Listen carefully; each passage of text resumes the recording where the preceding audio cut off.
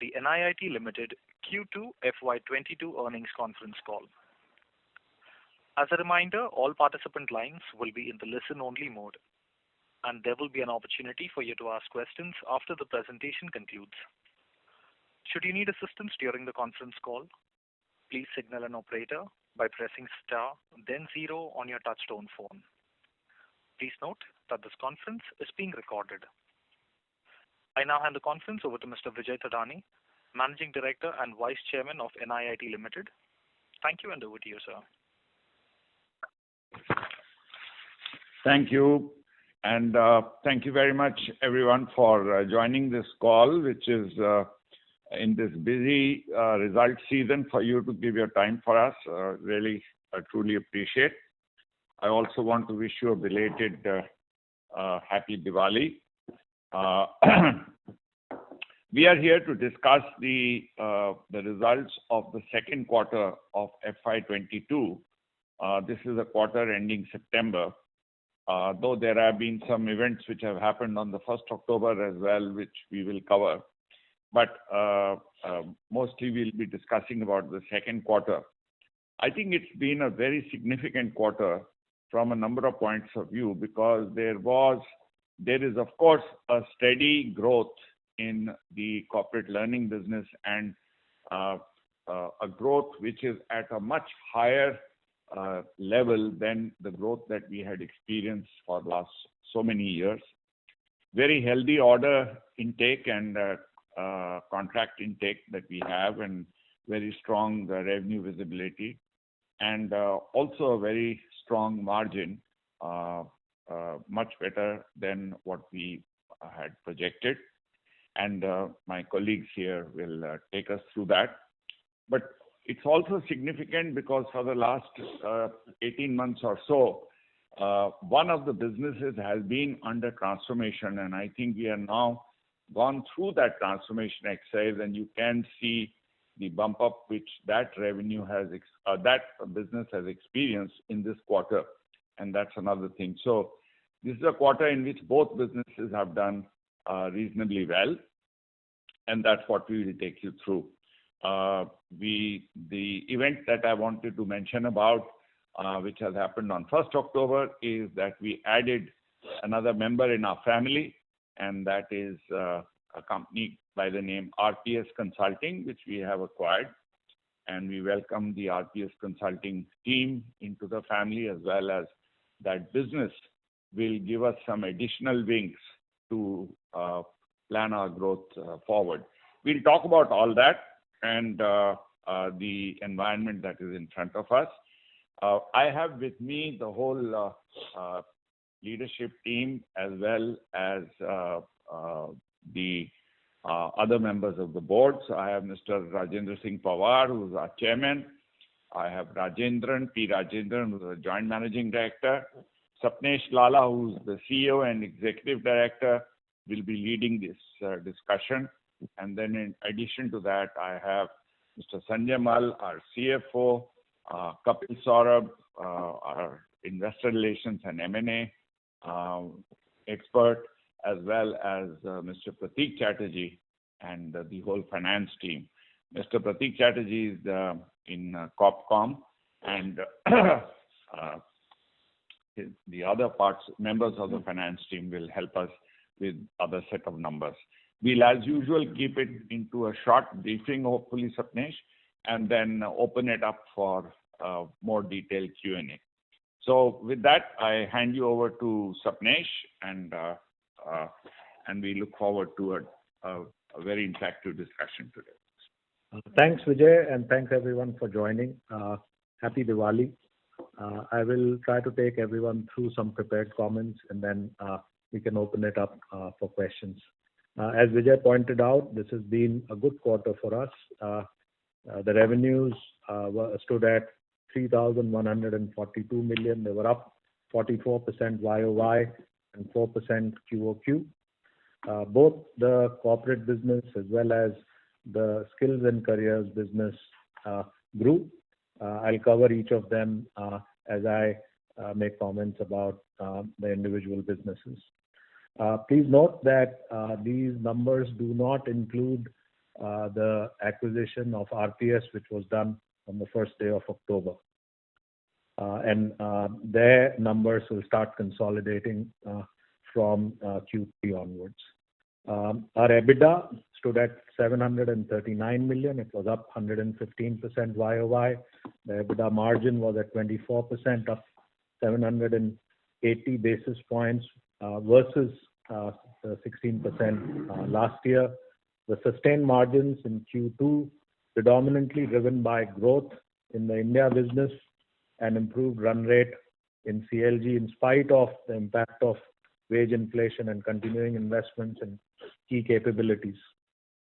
The PAT was at 524 million, up 101% year-on-year.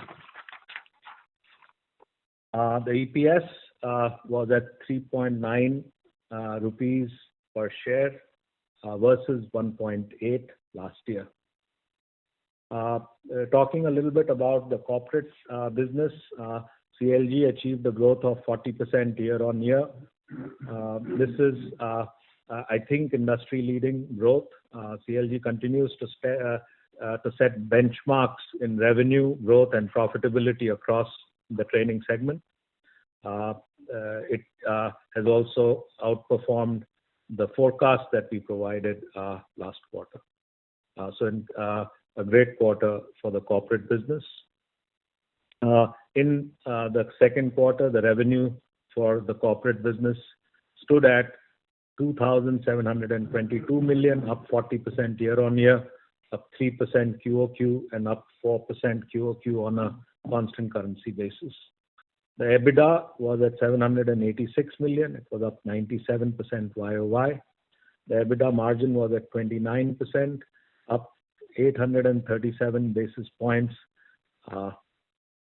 The strong sequential growth was predominantly aided by accelerated ramp-up in some of the new customers that we have acquired, as well as the expansion in wallet share in some of our existing customers. During the quarter, the corporate business signed 6 new MTS customers. It's probably the highest we've done in a quarter. 2 of those customers were a large FMCG logos, 2 large BFSI logos, and 2 well-known specialized consulting brands. The two BFSI customers were in the past project customers who signed up as MTS customers. The tally of MTS customers now stands at 63, and the revenue visibility is at 294 million at the end of second quarter.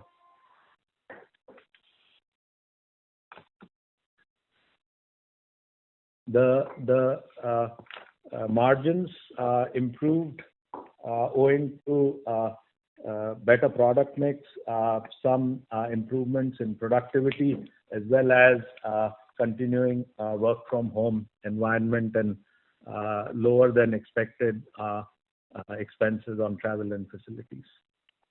To a fair extent, these helped offset the higher expenses due to wage inflation and continued investments in improving capabilities and expanding the sales and marketing for this business. As I had pointed out earlier, as markets start opening up, as customers start feeling better about meeting others and congregating, some of these expenses due to travel as well as facilities are going to start coming back. However, as I have stated in the past, we continue to target long-term growth at 20% and profitability at about 20%. Though, given that we've had a couple of good quarters, we expect this year, the current year, the growth to be over 30% on a year-on-year basis, and the margin to be in mid-20s this year. Coming to the skills and career business, the revenue for the quarter was 420 million, up 70% year-on-year. The revenue was up 11% quarter-on-quarter, driven by acceleration in the StackRoute and TPaaS product lines. We pivoted, as you are aware, to a digital delivery model last year and have been since working on ensuring that we are able to help our learners achieve the desired outcomes through our digital platform. As I had pointed out earlier, we see this business as a strong EdTech platform for digital talent transformation for both individuals and corporates. And the growth signifies that our customers are starting to take advantage of the capability that we have built.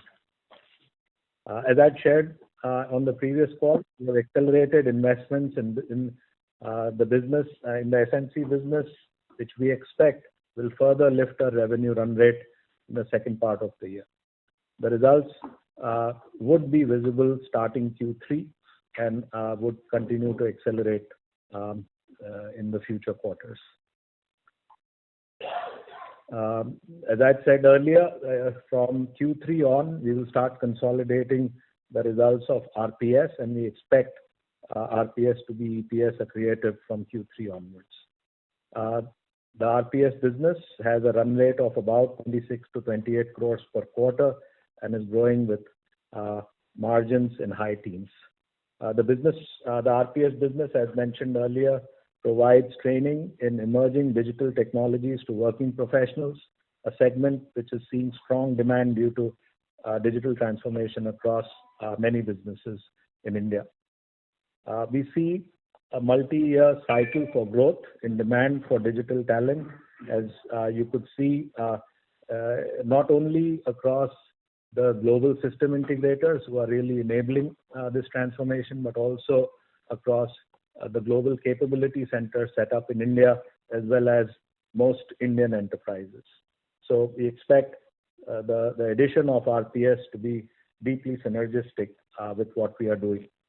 Between StackRoute and RPS and the enterprise business in India, we have a very strong coverage of the global system integrators that are enablers of this digital transformation for most global corporations, the global capability centers set up in India who are early adopters of digital transformation, and the cream of the Indian enterprises who are starting to get started on the path to digital transformation.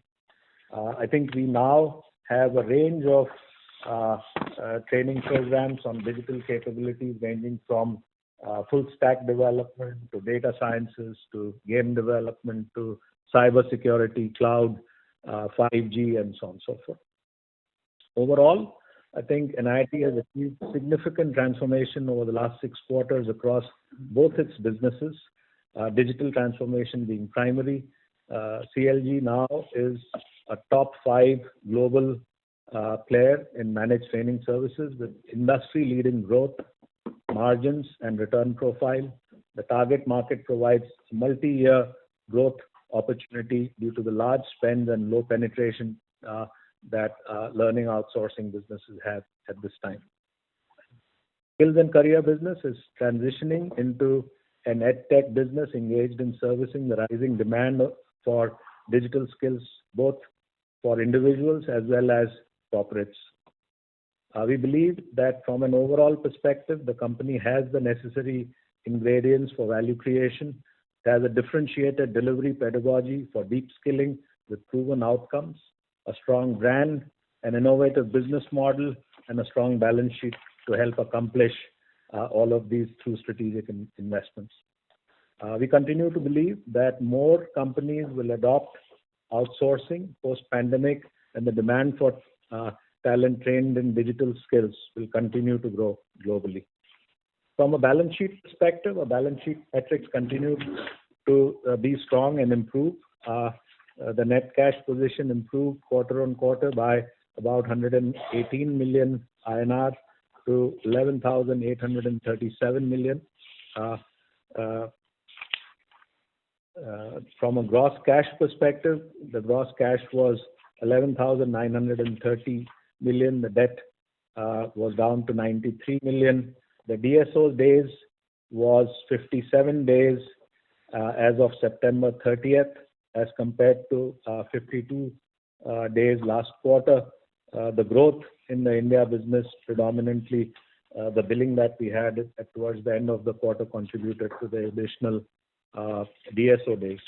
Operating cash flow in Q2 was 369 million and free cash was 346 million. I think with that, I'll open it up for any questions that you might have. I know I rushed through most of my prepared comments to make sure that you have enough time to ask any questions that you might have. Thanks. Thank you very much, sir. Ladies and gentlemen, we will now begin the question and answer session.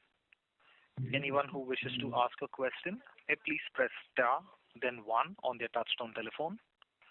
If you wish to remove yourself from the question queue, you may press star, then two. Participants are requested to use handsets while asking a question. Anyone who wishes to ask questions, please press star, then one.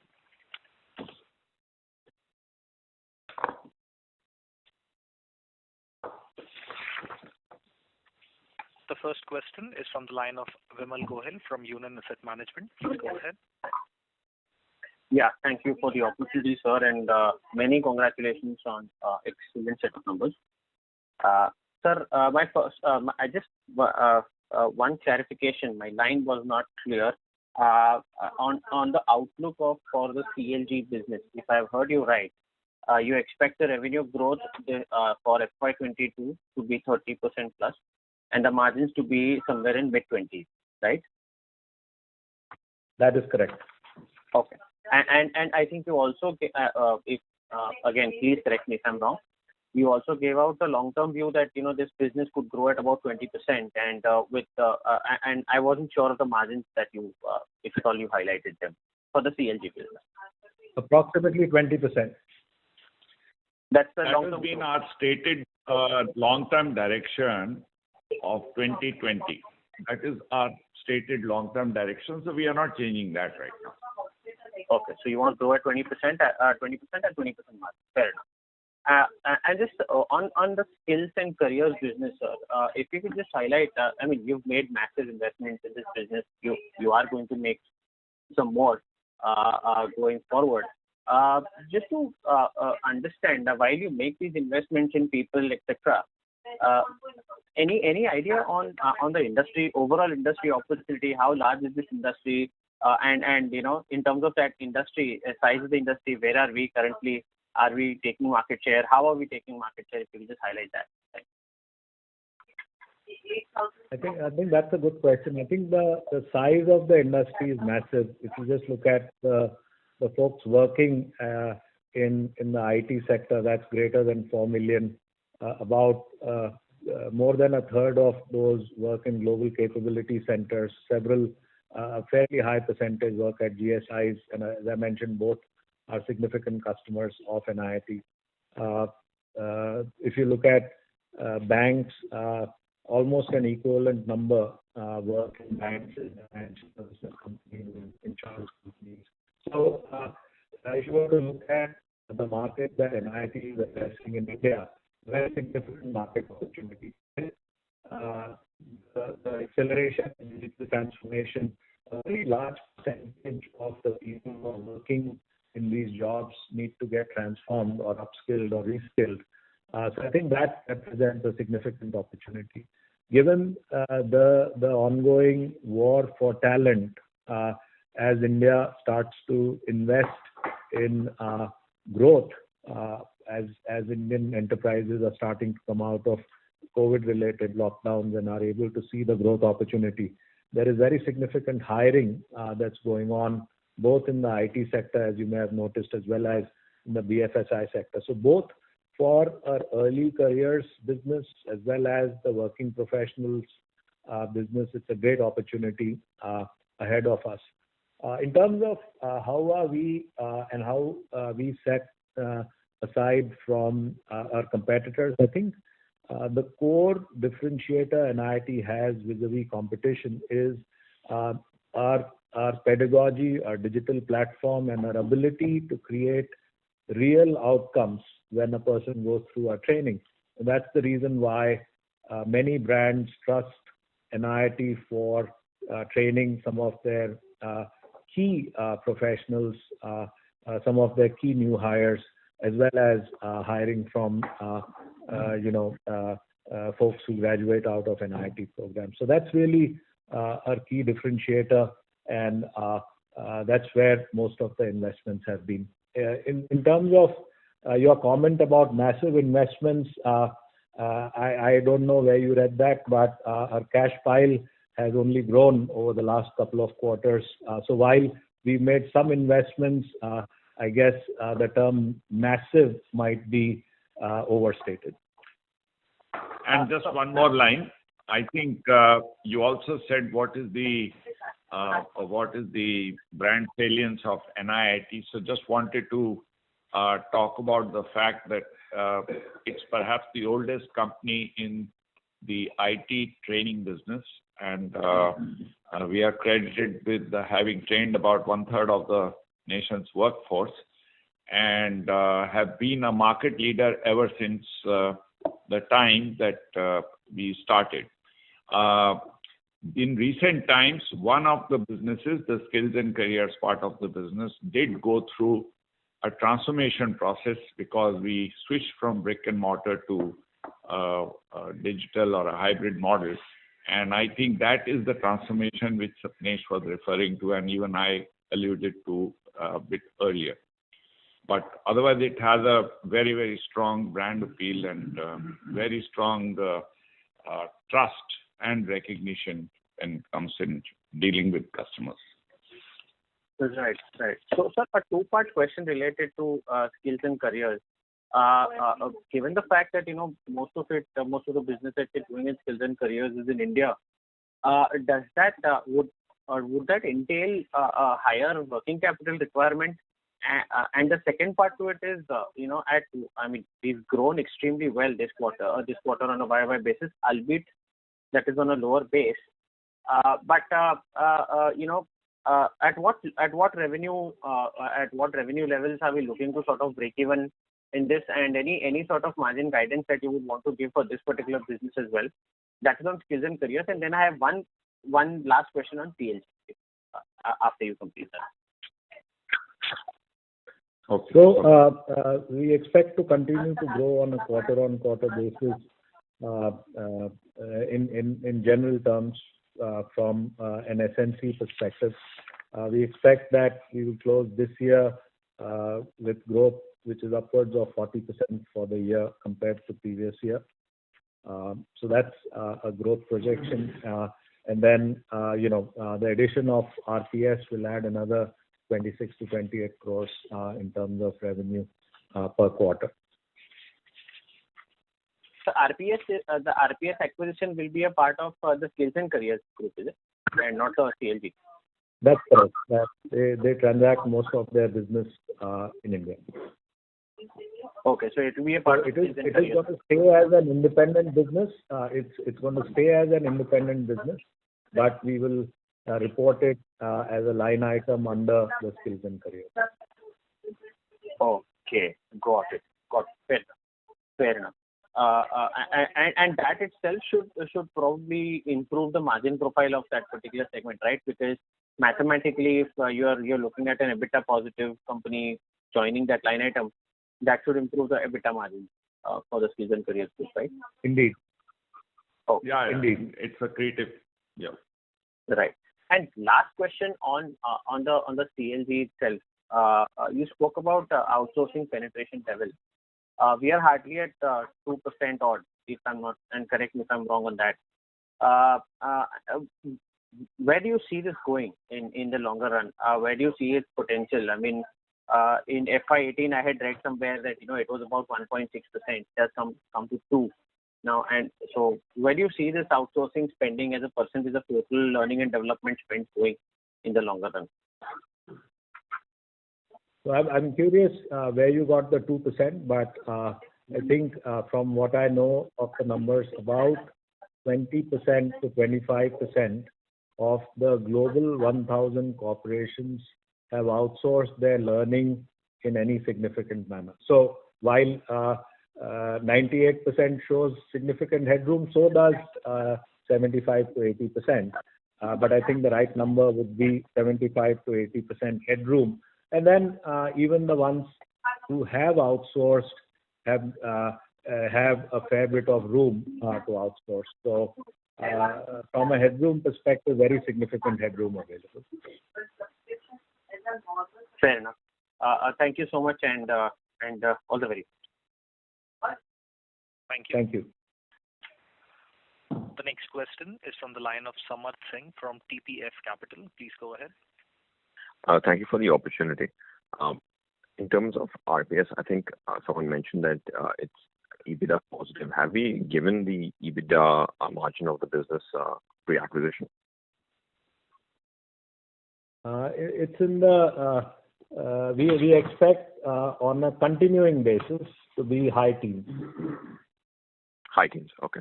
And could you talk a little bit more about the acquisition? Why was this a good acquisition for NIIT, and can it be as transformational for for Skills and Careers as the Eagle Productivity Solutions acquisition was for CLG? Sure, thanks. I think it's a very good question. I think two real dimensions, or maybe three. The first one is that the audience that they serve is working professionals. NIIT has typically addressed the early career audience. RPS addresses the working professional audience. And like I was pointing out in an answer earlier, that audience is about 4 million working professionals in just the IT sector. And then as you go beyond IT, there are a number of IT professionals within different working professionals as well.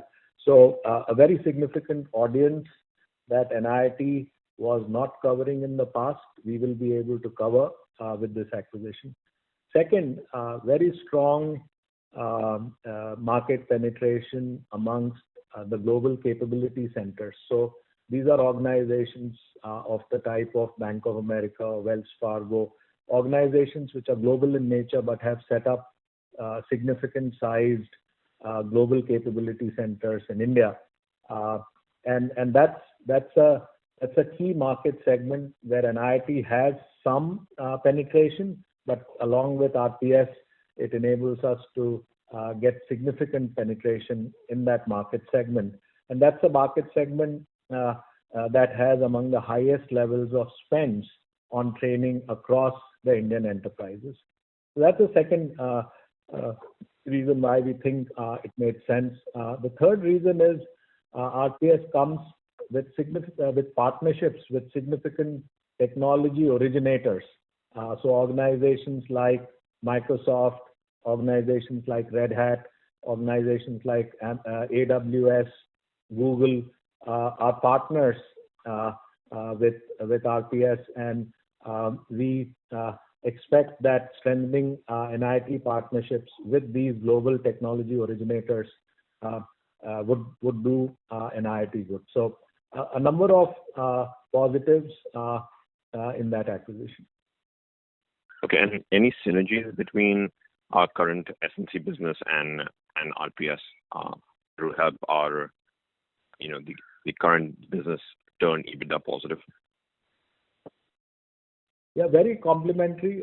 Like I mentioned, the India S&C business, the predominant audience focus is early careers, and with RPS's focus on working professionals, we will be able to increase the wallet share in most of the customers that NIIT has as well as RPS has. So a lot of complementary skills and therefore very, very synergistic. Okay, thank you. And on CLG, would you be able to tell us what is the, customer concentration in terms of either top 1 or top 3 customers? What is the customer concentration? I mean, give a little bit color on what you are seeking. Percentage of revenues. Oh, revenue concentration. I would say less than about the top customer would be about 10-12%. The top three would be a shade below You're referring to 20. sales? Yeah.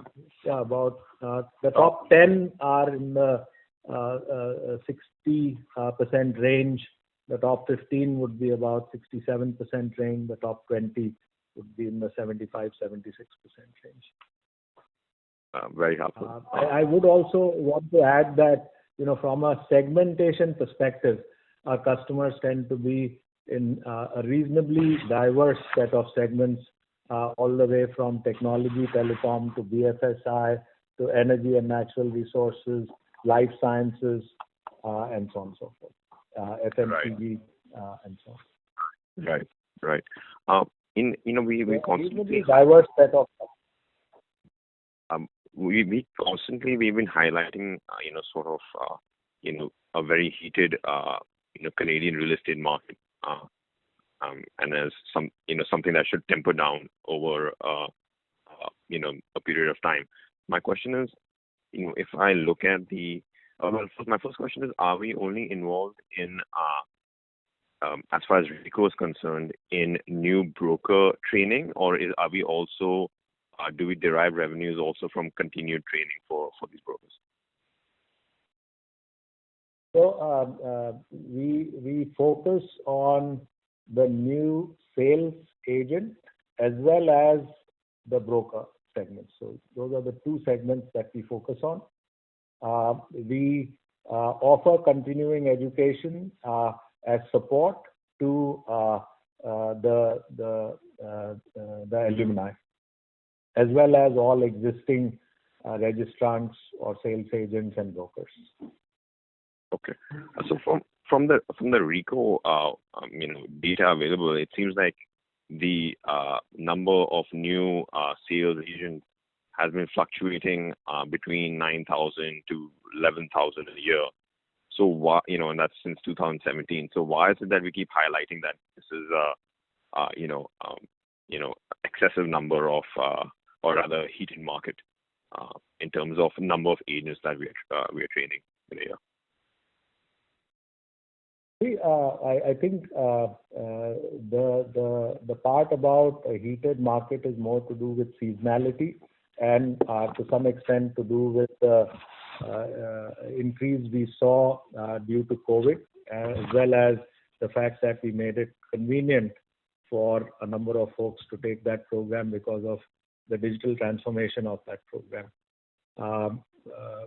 And during COVID, real estate became an attractive second career for a lot of people, as some of them lost jobs, some of them could not step up, and so on and so forth. So taking real estate education to become a realtor became both an attractive second career, as well as the digital transformation of that program made it convenient to participate in that, and therefore it resulted into a few spikes. But if you were to look at sort of secular data, your data is right. Every year the market adds about 9,000 to 10,000 net new agents to the pool of agents, which I think is about 90 or so thousand. But work in progress is a lot. Yeah, I think between the students who are undergoing, who take breaks, so they do 2 modules, they take a break, they do 2 more modules. So therefore, the total students on rolls will be different. Yeah. So you're right, very right, Vijay. To graduate 10,000 students, about 50,000 students start their journey into the program. I see. Over periods of time. Okay. So my last question, and it's around this is, I came across a recent data point which said that Canadian residential real estate as a percent of nominal GDP used to hover about 6%, and today it's at 10.5%. So, assuming that things revert to the mean, I'm sorry? Hello? Say that again. I couldn't clearly follow the data points that you were using. So it was a data point that said I also recommend that if there is more details required, we can discuss it offline, because I think there may be others who are waiting for their questions. Sure. So, Sure. Okay. I get that.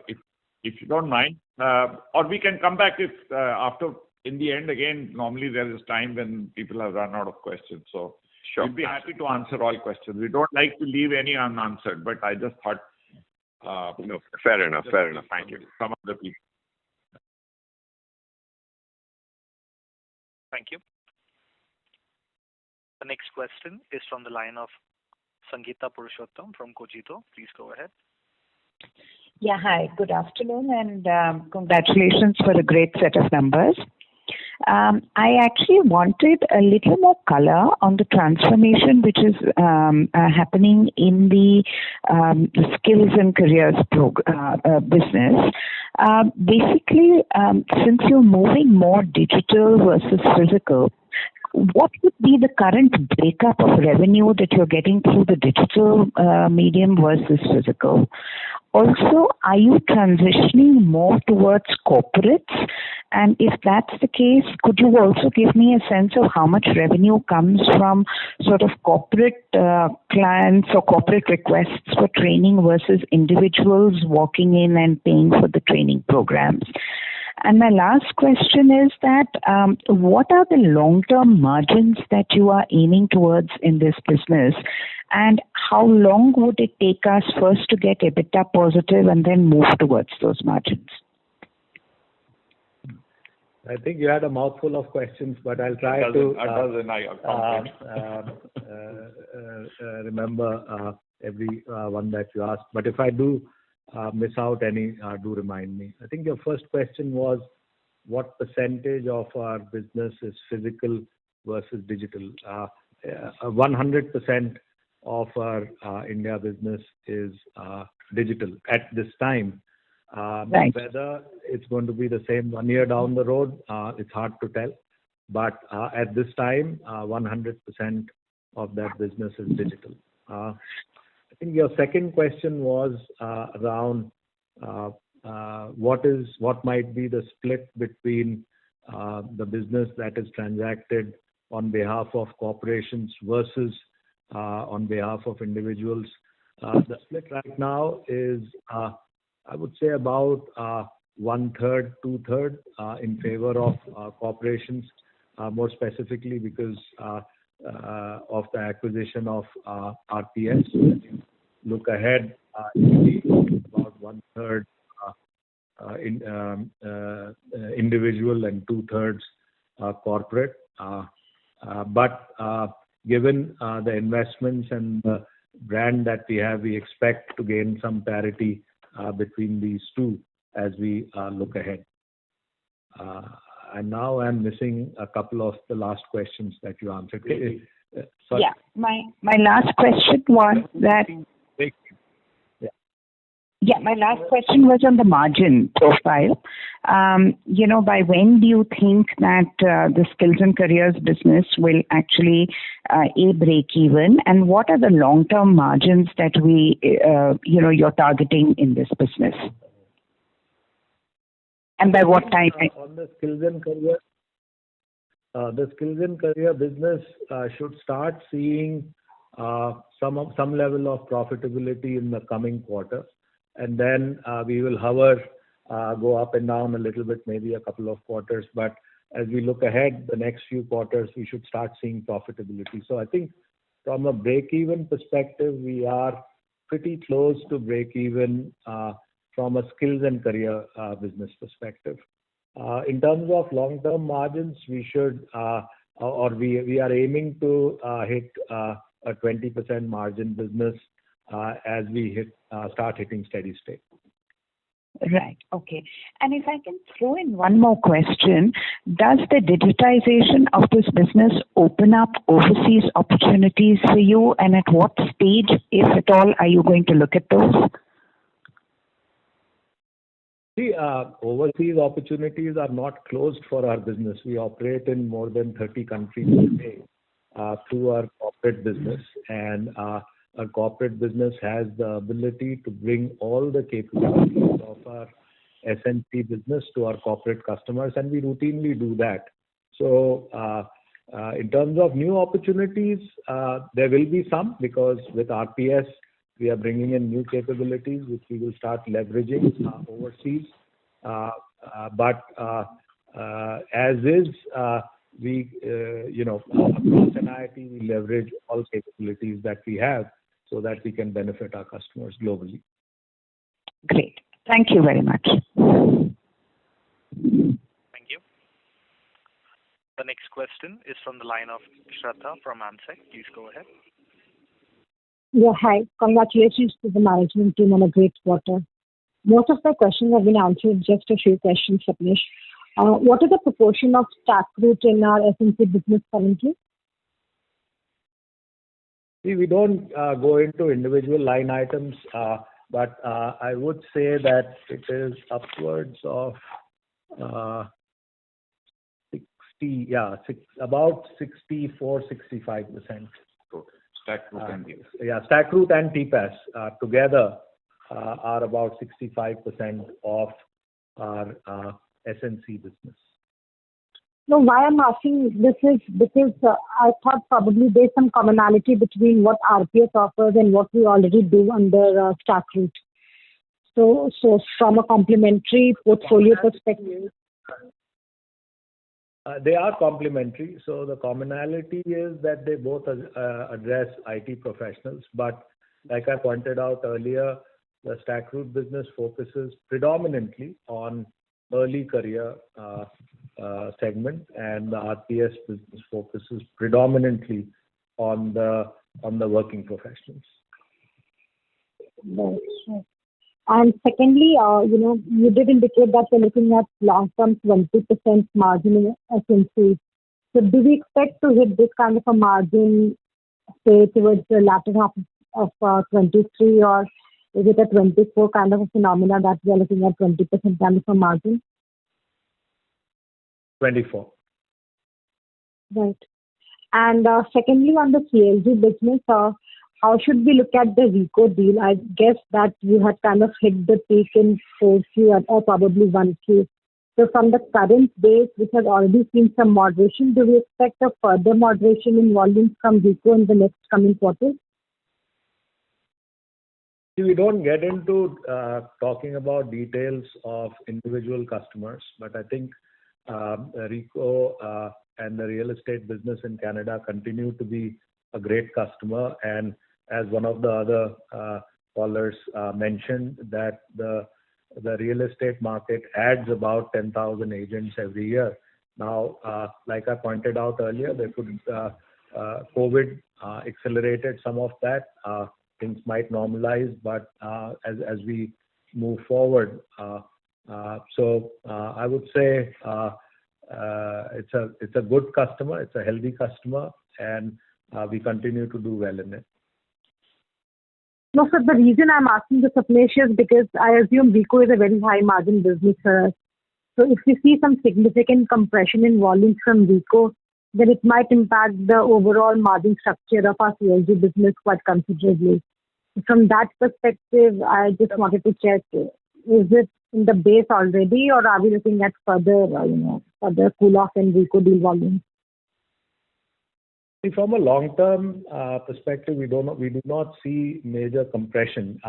That market, like one of the other callers put it, adds about 9,000 to 10,000 real estate agents every year, and that's been so for the last 7-8 years. And that's while it saw a little bit of a spike due to COVID, but in a normal sense, that 9,000, 10,000 is likely to stay the way it is going forward, unless something major happens in the real estate market, which we are not aware of at this time. Right. And similar to what we do in RECO, we are also looking to get into other real estate markets in other countries. So have we seen any breakthrough in any such large deal, or are we in early stages of discussions anywhere? We are continuing to look at opportunities, not just in real estate, but other license to operate categories of work. And as soon as we have something material to report, we will talk to you about it. Sure. We are That's making helpful. progress in that direction. Sure. That's helpful. Thanks, Sapnesh, and all the best. Thank you, Shraddha. Thank you for joining and be very regular on our calls. Appreciate that. The next question is from the line of Ashish Agarwal from Principal India. Please go ahead. Two things from my side. On the CLG side, Excuse me, this is the operator. I'm sorry to interrupt. hello. Your voice is breaking. is it fine now? No, we still can't hear you very well. Is it fine now, sir? Yeah, it's much better now. Go ahead. So two things. First of all, on the CLG business side, just wanted to understand, the pandemic, has it changed something structurally which will make us grow at 20% plus going forward? That would be really helpful if you can explain that. And secondly, on the CLG side, last 3 quarters we have seen our revenue visibility remaining at a $290 million level. So just wanted to understand the reason. Is there something, some client loss, etc., which is impacting that number? So maybe I'll address that first, and then just remind me what the first question was. But we haven't seen any customer losses. However, given the growth, we have consumed more quarter on quarter, which lowers the visibility. And while we've added a significant number of new customers, we've also consumed a fair bit as revenue has grown quarter on quarter. The second thing I would say is that visibility is a number that's built up of contract values remaining over the life of contract. We have a few large contracts coming up for renewal over the next couple of quarters. And as those contracts renew, and we expect that they'll renew favorably, we'll see an improvement in visibility. Got it. And so my first question was regarding in the CLG side, has something changed structurally post-pandemic? Has pandemic changed something on the corporate side where they want to accelerate the learning for their employees and are more amenable to now outsourcing that piece of training, so to speak? So we haven't gone to the post-pandemic time frame as yet. At least that's my belief so far. We might get into that period sometime next year, but at this time we are not post-pandemic. During pandemic, the consumption of training has actually gone down for most of our corporate customers.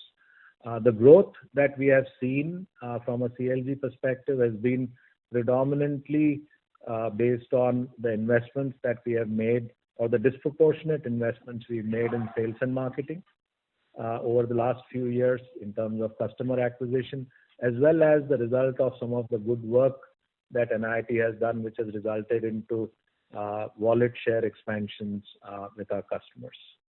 I think, however, what you're saying is likely to happen over the next few quarters as our customers get into post-pandemic and start investing in consumption of training to achieve transformations that they're looking for.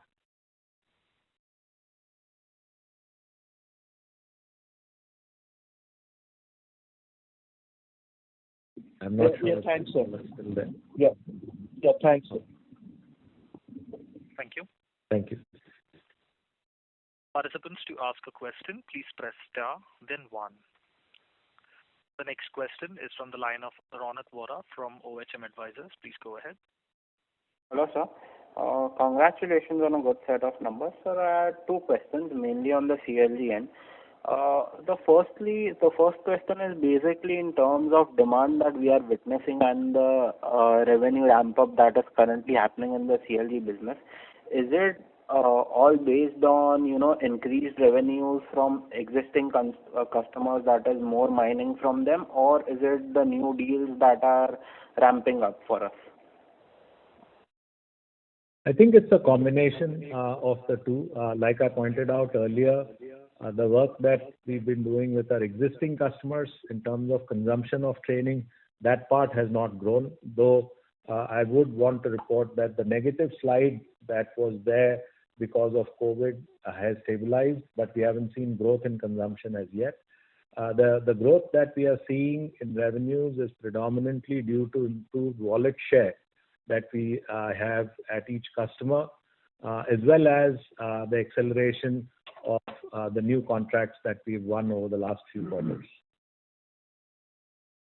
Basically, we can say that is basically the growth coming from the newer verticals that we are entering or the existing vertical, or can you just, throw a picture in terms of what kind of verticals do we see this whole 20% sustainable growth from? Is it just IT, healthcare, or any other spaces?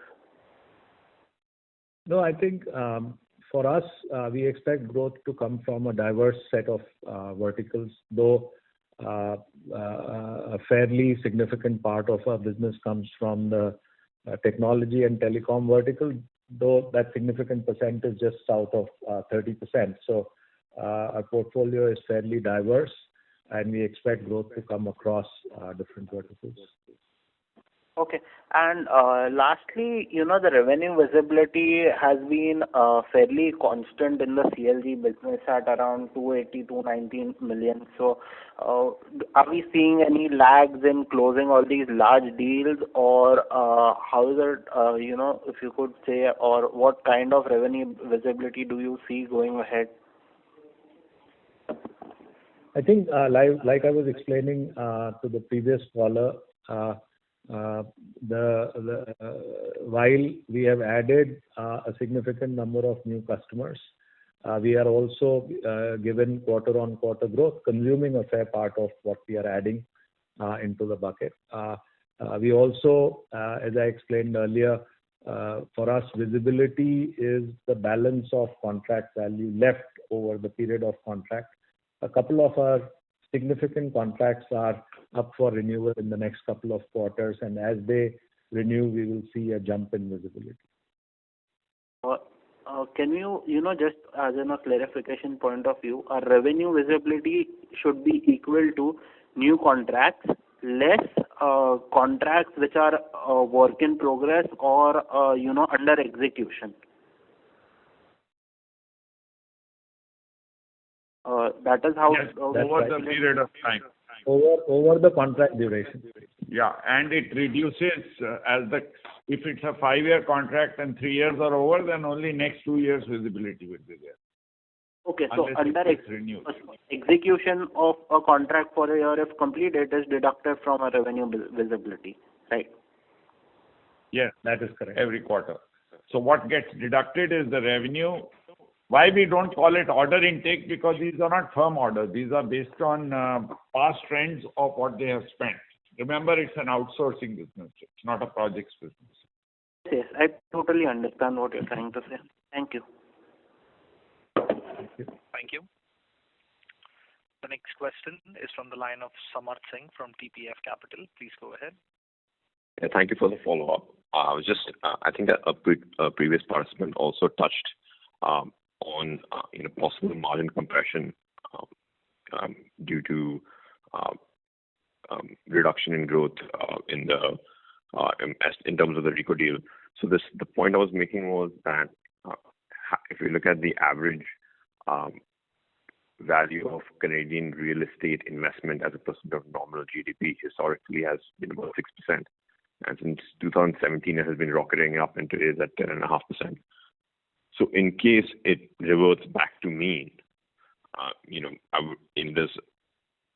is there a risk to our revenue and margin guidance, or are there enough levers in the business where we would be able to sort of, protect our profitability if there's a significant deceleration in the business, in the RECO business? Yeah, see, RECO is 1 out of 63 customers that we have. It's a significant customer and it enjoys significant profitability, but it's 1 out of 63 customers that we have, and we are continuing. Like this quarter, we added 6 customers. So we are continuing to add new customers. In terms of compression-related risk, there could be. Real estate market is a cyclical market. It's enjoying a significant high at this time, and that high is encouraging a lot of people to choose a real estate career. Also, given COVID and given that this program is delivered digitally, it's a convenient method of getting into a second career in real estate.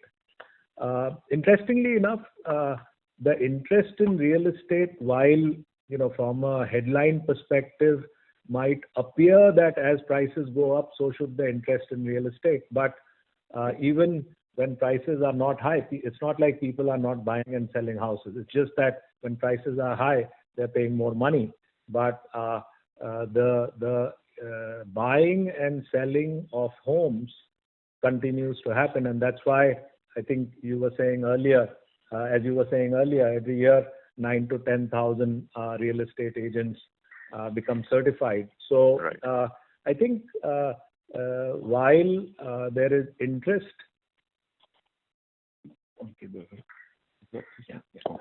while prices are up across all of North America in terms of real estate, but if you were to really look at the number of transactions that are happening, it's not like the number of transactions have become very high. In fact, as you might know, in a transaction, there's always a buyer and there is a seller. And in a buyer's market, there might be 10 buyers to one seller. In a seller's market, there could be 10 sellers to one buyer. But whether you are a buyer or a seller, you have to engage with a real estate agent. Got you. That's very helpful. And just two housekeeping questions. One is the net cash number that you gave us, that is prior to cost of acquisition for RPS, is that right? That is correct. That was the Q2 ending number, and as we pointed out, the acquisition happened in October. Okay, great. And the last one is, what should we expect as a dilution in terms of shares outstanding every year due to ESOPs? Say that question one more time. Are you saying because of ESOPs? That's right. Just what is the expected dilution in shares outstanding because of ESOPs? I think our total ESOP pool is 10% of equity, and I don't think it is. It's very huge, and very little is given away. So I don't think more than what? 1 or 2 percentage points. No, 1 or 2 is very high. No, each year. No, not dilution. Yeah.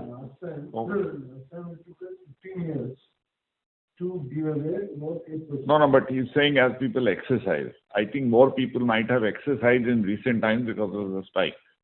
So I think you have our fully diluted EPS also available. If not, we can give it to you, fully diluted EPS. No, I was just, as Kapil, do you have fully diluted EPS available? Kapil there? Yeah. Yes, sir. Unmuted. Hello. Yeah, Samarth, I'll Okay. share it with you. It's anyways We there. can share that with you. Sure. No, sir, I wasn't talking about the fully diluted EPS. I was, as a policy, what percentage of our shares outstanding would we expect to pay out every year going forward? It's a very, very small percentage. I don't have it. I mean, it's not a data element which is large enough for us to track, but we'll get back to you. Let's give you the data, proper data. Let's give you proper data. Fine. Thank you very much.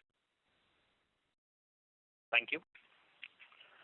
The next question is from the line of Vikram Dugal, an individual investor. Please go ahead. Congratulations, sir, for excellent numbers. Hello. Thank you. Hello. Go ahead. Yes, congratulations for excellent numbers, sir. So my question is more as a shareholder with a futuristic, thinking. Is that I had two questions. One is that India's new education policy. How are you kind of participating in that India story? What is your vision on that? And the second question is that would you replicate the 1998 to 2009 education model for younger India through physical centers, since you're 100% physical in India, like you said? So these are two questions I have. I think the first thing I would want to say is we are 100% digital at this time, not 100% physical. Okay. Unless I heard you wrong, I just wanted to clarify that we are 100% digital today as compared to almost 100% digital in 1998. Physical, right? Physical. Yes. right. I understand that. So just to give you a historical perspective, first of all, the company has existed from 1982. There was an element of technology-based learning even from day one. So, but predominantly physical, and 25 to 30% was delivered digitally as a part of the hybrid scenario. At this point of time, thanks to the pandemic, we have moved to 100% digital, because all this while people had to get trained, even though education centers couldn't be open because of regulation. And so we have continued to deliver 100% digital, but over a period of time, how it will settle down will now also depend on how new consumer tastes evolve. So that's perhaps where it will. So that leads me to one more thing which I would like to understand is that with the newer kind of universities which are coming in, NIT universities also there, although might not be in this company, but but are we university kind of ready with content which you would like to participate, or it would be more the older model where you would be having training the consumers, the younger India? So let me explain to you. I think the universities shelf life, or the content shelf life with the university, is larger. The average lifetime of content is reducing very dramatically.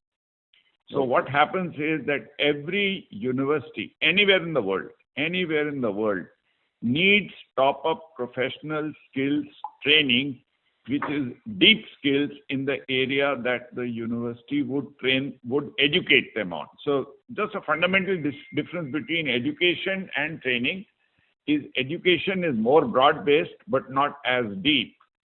And training is when you go very deep with a certain set of skills.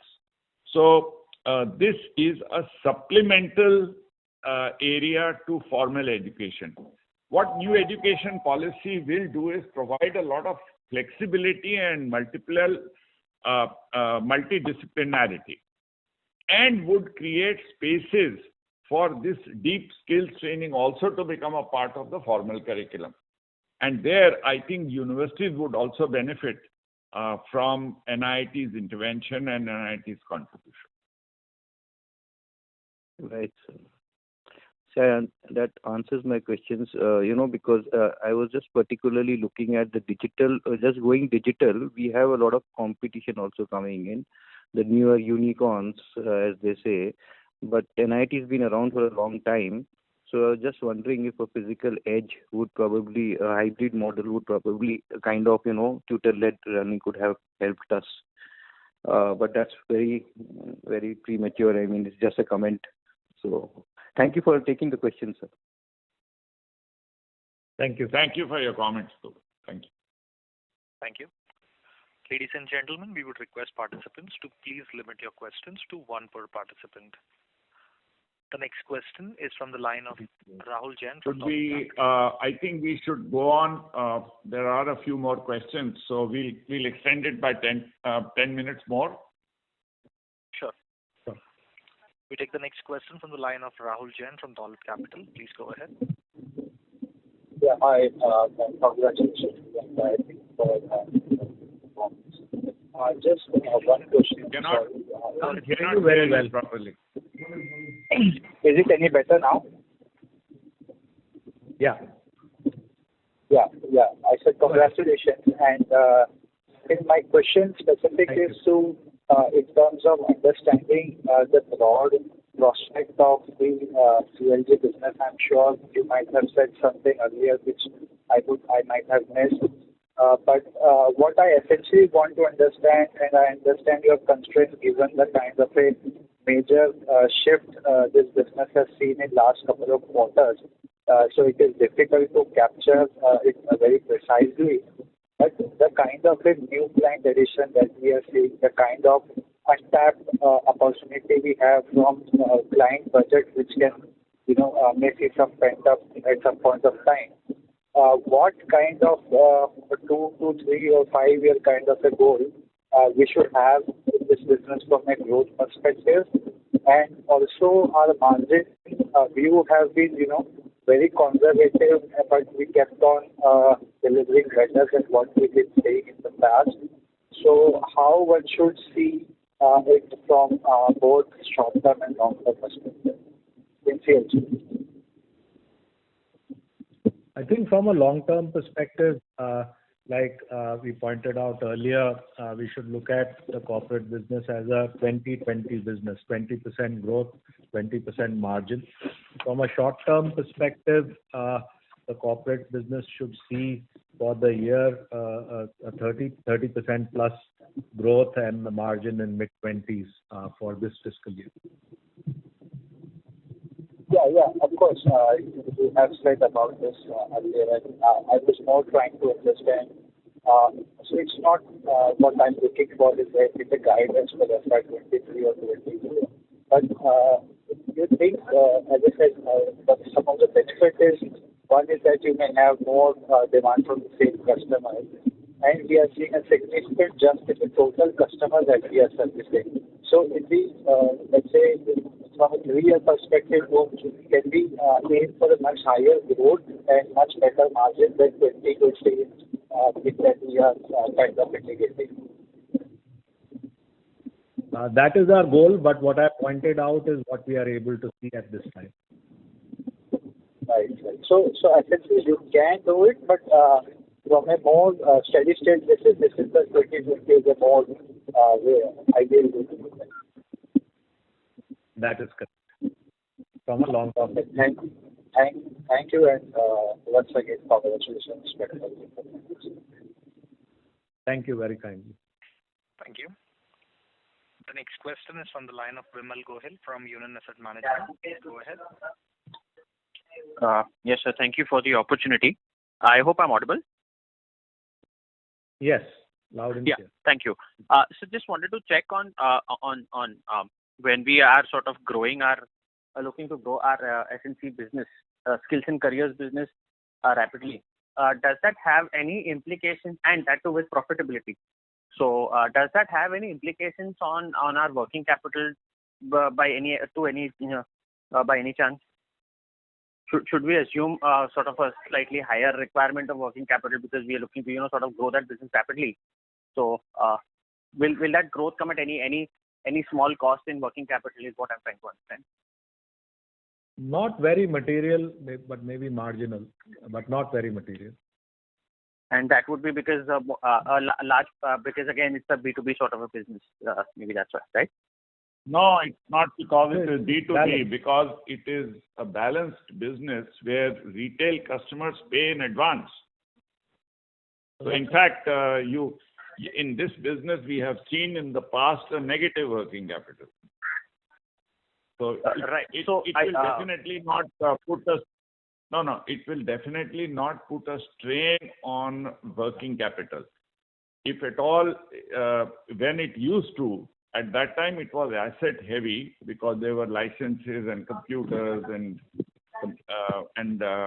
real estate involved. But now that part is not there. So it's not capital intensive, just to make it simple for you to understand. Right, but there are no risk on higher payables higher receivables over there. No. As against our overall business. No.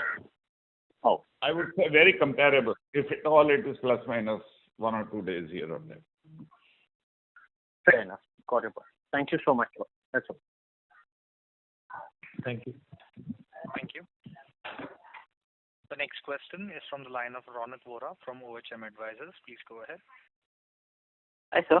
Sir, on the margin end, sir, since we are going more on cloud, more on digital, and with existing ramp up of our own customers, which will happen, or increased wallet share from our existing customers, don't we see that our margin should see operating leverage benefits when you're guiding 20%? Is that very conservative on your end, or we should do upwards of 30% margins also going ahead?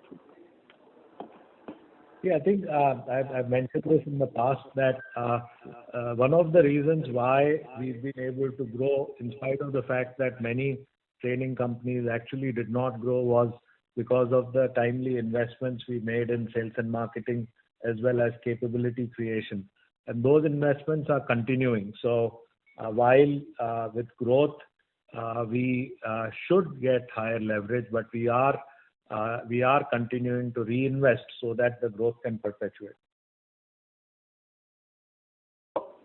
You mean to say that we will reinvest, or almost like if we say 20% growth in terms of our revenues, all that money, accrued cash flows or whatever it would be reinvested in sales and personnel only to get more growth. So that should lead to a much higher growth than 20% if you're trying to, saying in the manner that you're saying. Yeah, I think it is not right to assume that the cost efficiencies that we have today because of all the lockdowns will continue. Some of these costs will come back.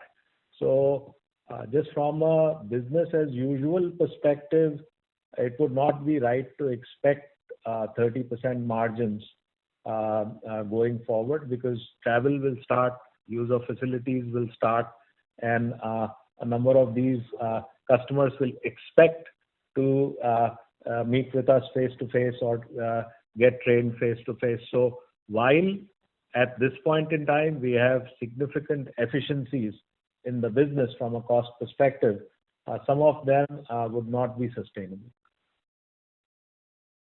I understand what you're trying to say in terms of travel cost and everything, and that is true for all IT companies, to be very frank. But what I'm trying to understand is, with, say, if you... Let me pause you there. See, IT companies and training companies are very different.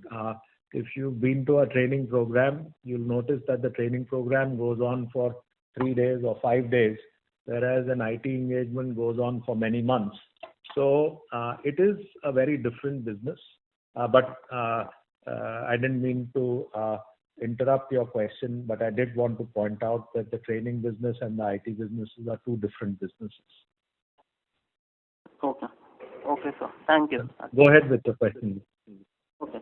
So what I'm trying to say is, once say we've added a new client to our portfolio, and say he has like say a quarterly training program or a 6-monthly training program or whatever is his kind of repetitive business. Say every quarterly he does a training program for all the freshers that he hires, or for the mid-level managers to reskill, or whatever it may be. So, once a training program is fixed for one customer, say a large customer, so can it not be replicated? Like 70%, can it be replicated for other customers also? I understand that some level of customization is necessary. I'll have to spend a minute to describe in a little more detail how our corporate business works. Most of our corporate business focuses on the proprietary training needs of a customer, and these are non-transferable. Proprietary training needs, for example, of somebody like an oil exploration company would be to figure out how to drill a hole in the ground and see if there is oil beneath it. Now, how one company does it versus another company is very different. So there is little reuse in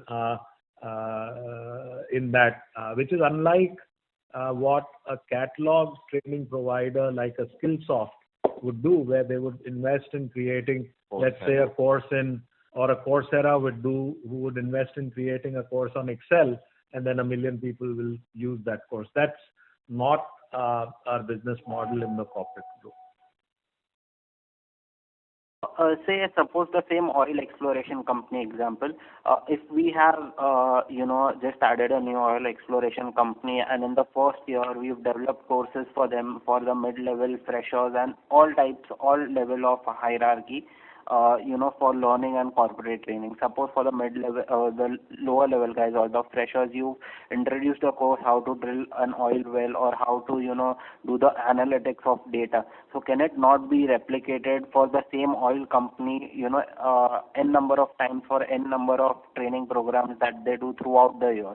And, doesn't this kind of replication lead to operating leverage benefits is what I'm trying to understand.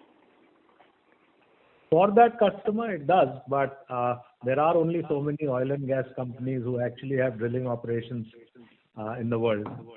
So while I understand what you're saying, but from a practical perspective, that part is not material. Okay, sir. Thank you. All right. Thank you. We can always discuss more if you would when we meet or on another call. I'm just being mindful of time because we asked for a 10-minute extension and even that is over. I think there are still some questions left from people. Are there any? Yes, sir. Operator, are there any people? Yes, sir. We have one in queue. Okay, so that's the last question, please. Sure, sir. Ladies and gentlemen, we take the last question from the line of Ganesh, an individual investor. Please go ahead. Congratulations for a great set of numbers. All my questions are answered, and all the best, sir, for the future quarters. Thank you very much. Yours was the best question. Thank you. Okay. Thank you, Ganesh, for joining us. Operator, we are done with all the questions. I think we can wrap it up now. Sure. Sir, any closing comments you would like to add? Okay. Yeah, I just want to thank everybody for a very spirited discussion, and I think there's a lot of good questions. And as usual, I would like to state that every question of yours gets us to think. And not only do you benefit from the answer, but we benefit a lot from your question. So thank you very much for your cooperation, guidance, questions, and we look forward to your continued support in the future. With this, we would like to end this call and wishing you all the best. Thank you. Thank you very much. Ladies and gentlemen, on behalf of NIIT Limited, that concludes this conference. We thank you all for joining us, and you may now disconnect your lines.